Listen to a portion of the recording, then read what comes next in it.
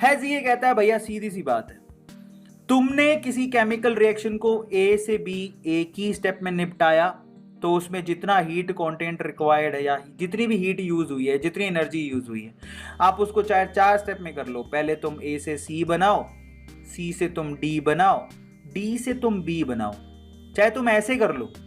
तो यहां पर जितनी भी हीट या एनर्जी रिक्वायर्ड है, E1, E2, E3, अगर आप डायरेक्टली ए से बी में जाते हो ना, इसको बोलेंगे ई, तो ये बराबर ही होगी।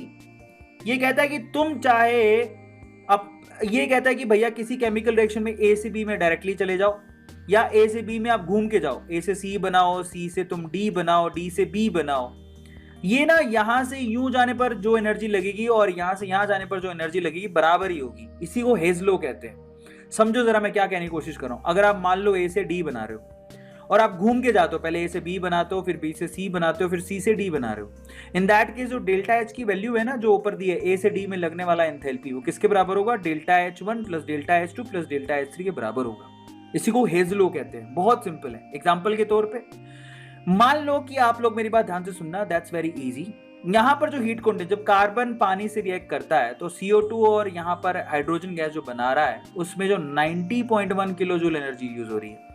अब आप इसको घुमा के ले लो भले। घुमा के का क्या मतलब है? घुमा के का मतलब इसका जरा आप नीचे एग्जाम्पल के तौर पे देखो। अगर आप इसको यूं जाते हो घूम के, आप डायरेक्टली भी जा सकते हो। देखो, carbon plus hydrogen plus oxygen, आप डायरेक्टली भी यूं जा सकते थे। समझ में आ गया? जहां पर हीट कंटेंट है ये। अगर आप घूम के जाना चाहो तो पहले आप यहां से यहां जाओ, फिर यहां से यहां जाओ। समझ में आ गया? तो बराबर ही होगा। जरा आप चेक कर लो मैं क्या बताने की कोशिश कर रहा हूं। रुको मैं आपको समझाता हूं। यहां पर है ना, लिखा थोड़ा उल्टा हुआ है। देखो, अगर मैं कार्बन की और हाइड्रोजन और ऑक्सीजन के आपस में रिएक्शन कराऊं और सीधे ये बनाऊं ये, तो हीट कंटेंट कितना है? -393।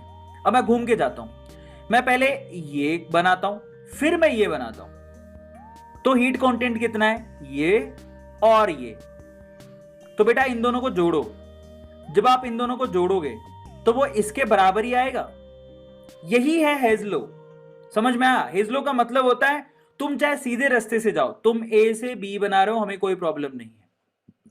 जो एनर्जी यहां यूज होगी, चाहे तुम ए से डी बनाओ, डी से तुम सी बनाओ और सी से बी बनाओ, तो जो एनर्जी यहां यूज हो रही है वो बराबर ही होगी।